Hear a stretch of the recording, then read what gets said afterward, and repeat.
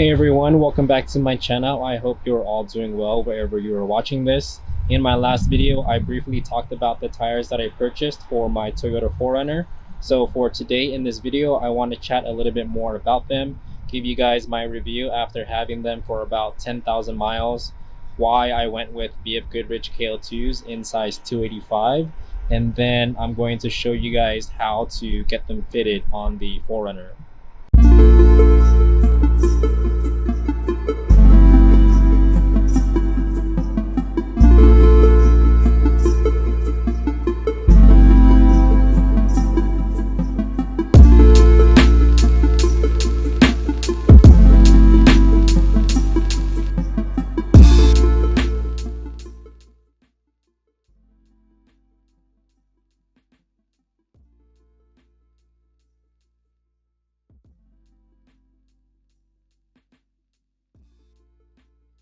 So to begin, these are the BFGoodrich KO2 All-Terrain in size 285 70R17, and I've put about 10,000 miles on them, and I would have to say that these tread have been holding up really well.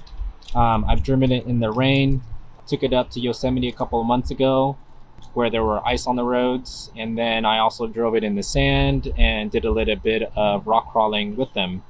And as for the on-road noise, they are very quiet. I don't hear the whistling from the cabin unless I have the windows down, but even then the noise is very minimal.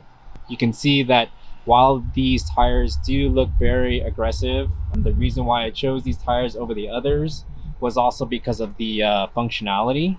The treads on the side are in different sizes on purpose to help reduce the road noise. And even then, you can even tell the quality of the tread after 10,000 miles still looks pretty good. So on top of that, I went with a load range of C instead of E, which means they are lighter. There is a difference in weight if you're going from 265 to 285s, and that is something that I have noticed when I'm driving. But even with the load range of C, it is a lot lighter than if you were to go with a load range of E. Overall, I would have to say that I am very satisfied with these tires, and I would definitely buy them again once they start to wear out. So the reason why I upgraded the tires and went with 285s instead of sticking with the factory size of 265 was for the ground clearance. The second reason was for the looks. I think these look very aggressive and beefy for the size of the tires. But yeah, with the 265 tires, which is considered about 31 inches, the vehicle has a ground clearance of 9.6 inches. And since I bumped up to 285s, which are considered 33 inches, I increased my ground clearance to about 2 inches. So on top of having a 2-inch lift, I have also improved the approach and departure angles. So if you guys are considering doing any moderate to difficult rock crawling, I would probably suggest to go with bigger tires and a lift. But if you're just going to do some dirt trails and no rock crawling, then I would say you're probably good with keeping it at factory size or even bumping up to 275 where you don't have to worry about doing any trimming or modifications to the vehicle. So the biggest compromise of going to 285s is getting it to fit in the wheel well. This is something I mentioned in my last video, but I will go into a little bit more detail today. If you're going to drive straight on the road, you can fit the 285s just fine. But if you're going to begin turning or you're going to go off-roading, that's when you will notice some rubbing in the mud flaps and the front fender here. And even with a lift, your tires will still rub. I'm running the TRD off-road wheels, which are about 7.5 in width. And I have read that some 4Runner owners can fit 285s with no rubbing issue at all. If you are running 285s wrapped around the TRD Pro wheels, which are only 7-inch in width, then it is likely that you won't rub. It is when you begin to increase your wheels in width and how much of an offset you have on those wheels.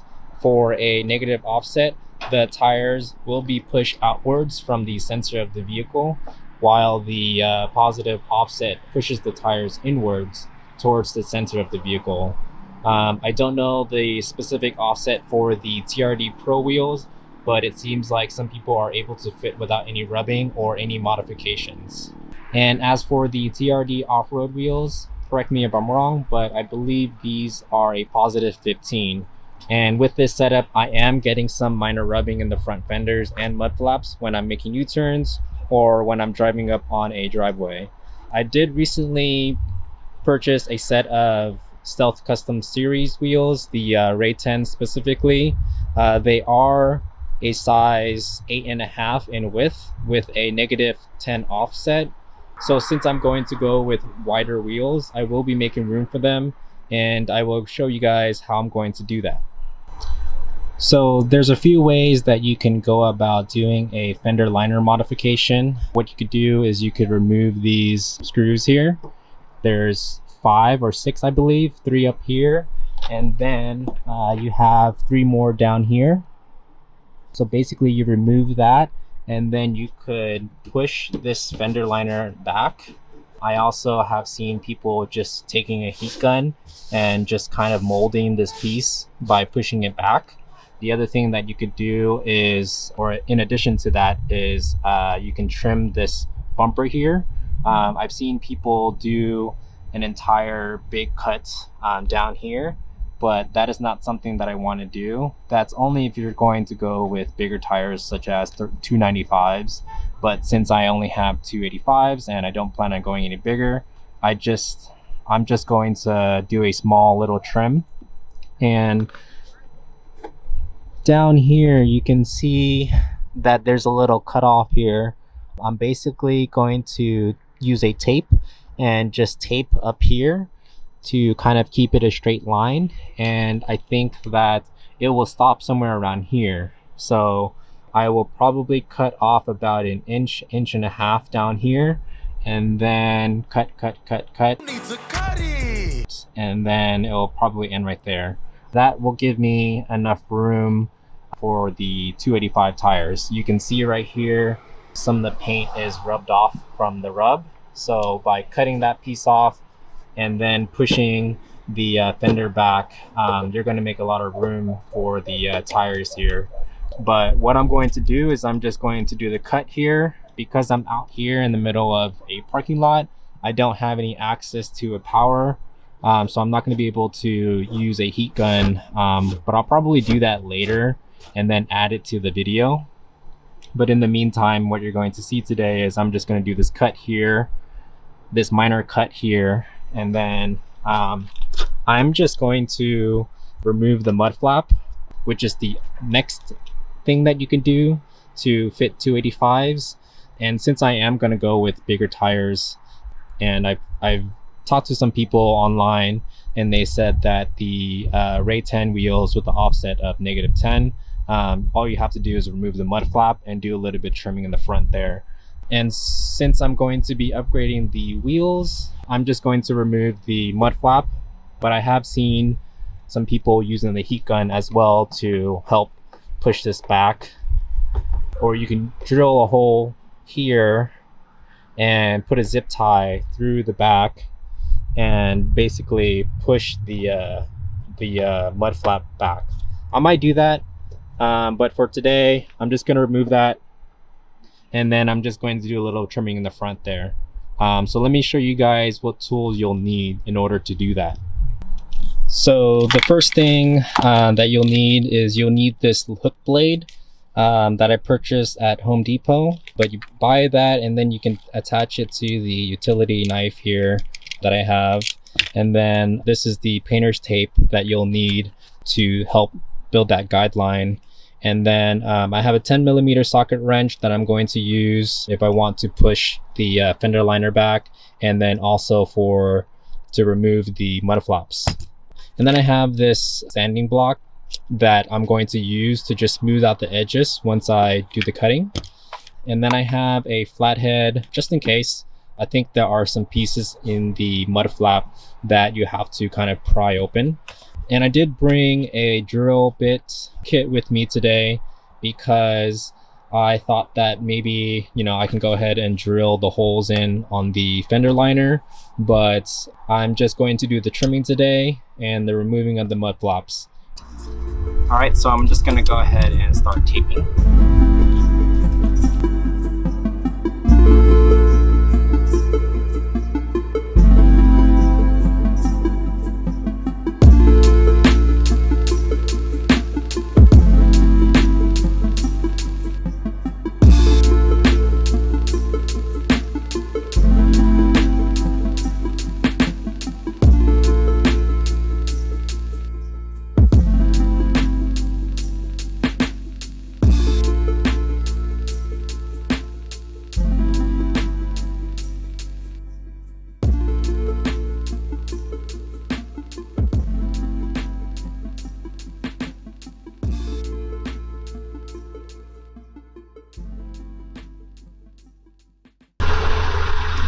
So I don't know if you can see it clearly, but I have the tape on here now. This part isn't really required, but I wanted to try and keep it straight as possible when I'm doing the cut. So by doing this, I will try and keep it a straighter line. So let's go ahead and start cutting. I have my blade here.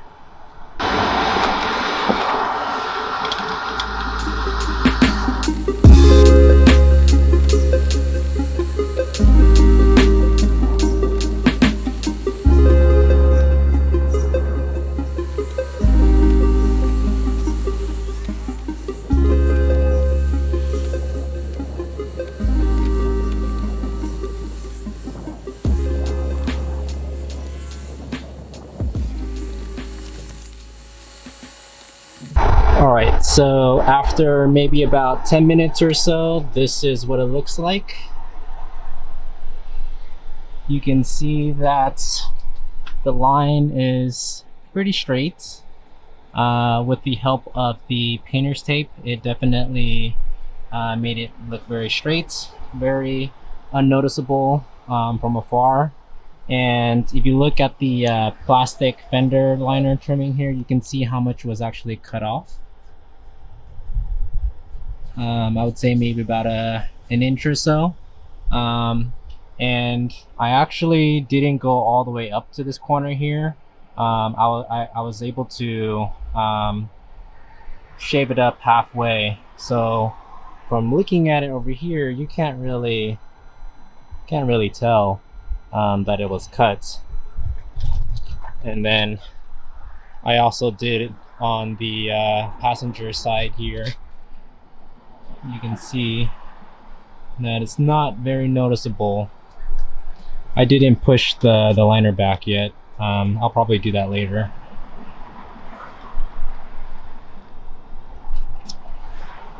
But yeah, not very noticeable, which is what I want to go for.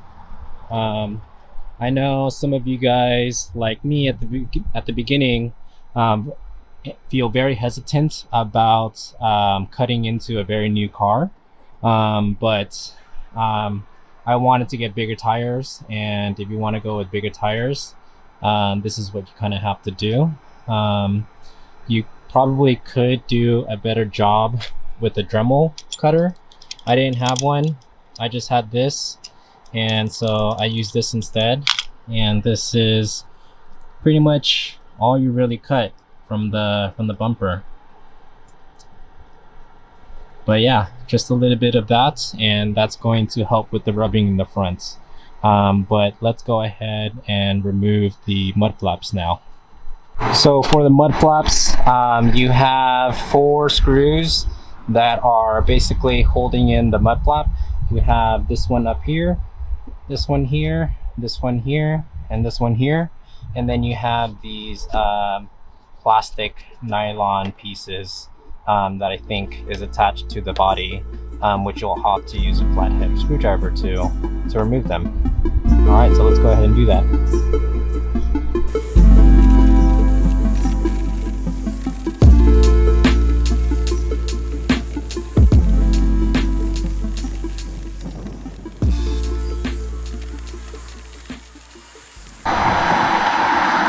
You can see right here on the mud flap, this is where the tire was rubbing.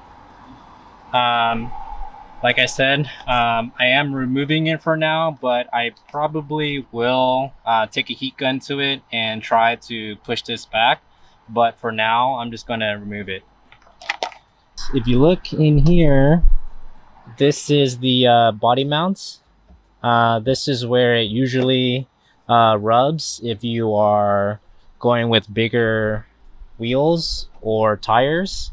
But like I said before, with the 285s, and then also in addition with the wider Ray 10 wheels that I'm getting from Stealth Custom Series, which has a -10 offset, I believe that I should be good without having to do a body mounts. But yeah, this is what it looks like without the mud flops. Let's go ahead and put the screws back on, and then we'll be done. All right, guys, so don't mind the mud and the dirt here, but this is the passenger side mud flap delete. Fairly easy job, took about 10 minutes to do both of them. I would have to say that besides the four screws here, you only have to remove these three. This one here you can keep on, and then there's two plastic pieces. I would say be careful with those. I did end up breaking one, so I'll probably have to get a replacement if I plan on putting the mud flap back on. But this is what it looks like on the right side, and here we have the fender trimming, and here is the driver's side mud flap delete, and the trimming of the front bumper here. So all in all, fairly easy job. The only thing is that you will have to kind of bite the bullet and do a little bit of cutting on the fender. But like I said, if you want to fit bigger tires and you want to have more functionality without any rubbing, then you just got to cut it. Cut it, cut it, cut it. Or you can go ahead and do a bigger cut and get a steel bumper, which gives you more clearance. But for me, I saw that that was unnecessary, so I just needed to do a little bit of trimming there, which, as you can see, barely noticeable. So let's go ahead and go inside and see if we can catch any rubbing with this job so far. All right, so we're inside the vehicle. I pulled the windows down to sort of help me hear if there's going to be any rubbing. I'm in this parking lot here that's big enough for me to test out the tires here. So let's go and see.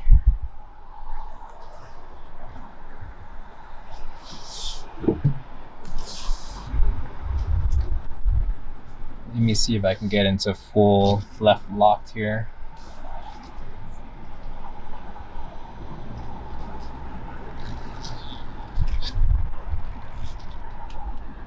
All right, here we go. Full left lock.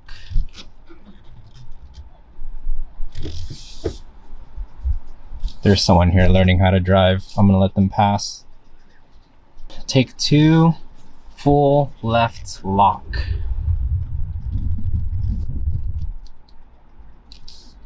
And so far, I'm not hearing any rubbing. Let's go for a full right lock.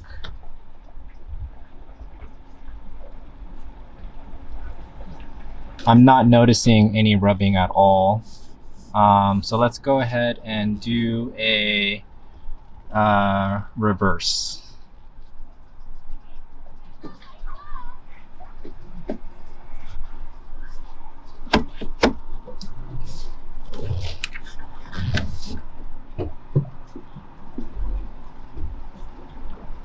Again, not really noticing any rubbing.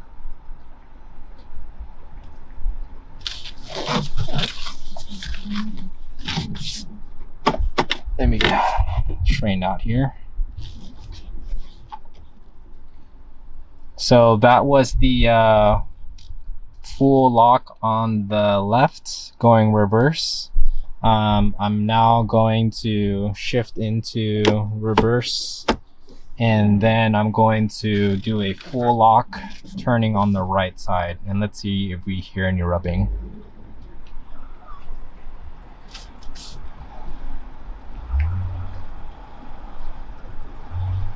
All right, well, that was a full 360 or 180, and yeah, I'm not really noticing any rubbing, even though I didn't do any I didn't take any heat gun to the fender liner, but with the trimming and with the mud flap removed, it looks like I'm not rubbing anymore on the lock.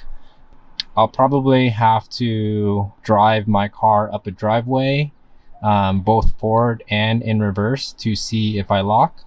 But so far so good. I would have to say, with the little job that I did, which took about 40 minutes or so, maybe an hour with the recording. It took about an hour.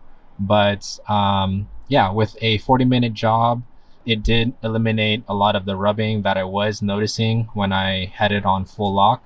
But as of right now, I'm not having any issues at all. All right, so with that said, you guys, I'm pretty happy with the modifications that I did.